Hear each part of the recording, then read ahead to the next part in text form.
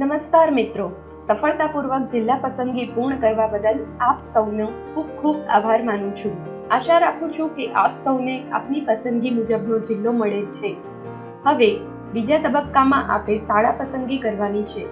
મિત્રો, આપ સૌ જાણો છો કે સરકારી શાળાઓ માટે જિલ્લા કક્ષાએ રોસ્ટર રજિસ્ટર નિભાવવામાં આવતું હોય જિલ્લાના રોસ્ટર પોઈન્ટ મુજબ વિષયવાર કેટેગરી વાઇઝ કેટલી ખાલી જગ્યાઓ રાખવી તે નક્કી થાય છે.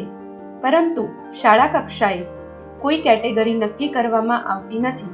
આથી કોઈ પણ શાળાની જગ્યા કોઈ પણ ઉમેદવારોને મળી શકે.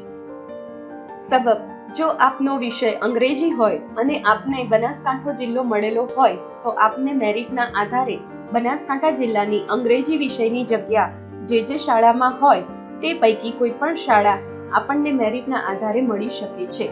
મિત્રો, શાળા પસંદગી માટે આપે જિલ્લા પસંદગી વખતે જે રીતે લોગિન થયા હતા તે જ રીતે લોગિન થવાનું રહેશે. આપ લોગિન થશો એટલે આપના સ્ક્રીન ઉપર આપને જે જિલ્લો મળ્યો હશે તે જિલ્લાના આપના વિષયની જગ્યાઓ હશે તેવી તમામ શાળાઓ આપને જોવા મળશે. આપે આ શાળાઓને આપના પસંદગીના ક્રમમાં ગોઠવવાની રહેશે અને ત્યારબાદ સેવ ક્લિક કરી આપની પસંદગીને સબમિટ કરવાની રહેશે. અગાઉની માફક શાળા પસંદગીમાં પણ આપે 100% પસંદગી કરશો તો અને તો જ આપની પસંદગી સબમિટ થશે.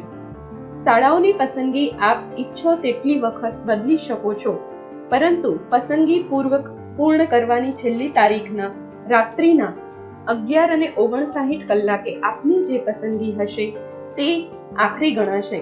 મિત્રો, નેટવર્ક કે અન્ય પ્રોબ્લેમના કારણે શાળા પસંદગીની તક ચૂકી ન જવાય એટલા માટે વહેલામાં વહેલી તકે શાળા પસંદગી પૂર્ણ કરી દેવી હિતાવહ છે. પુનઃ ગુજરાત સરકારના શિક્ષણ વિભાગમાં આપ સૌનું સ્વાગત કરે છે અને આપ સૌને શિક્ષણ વિભાગના સંનિષ્ઠ કર્મયોગીઓ બનવા શુભેચ્છા.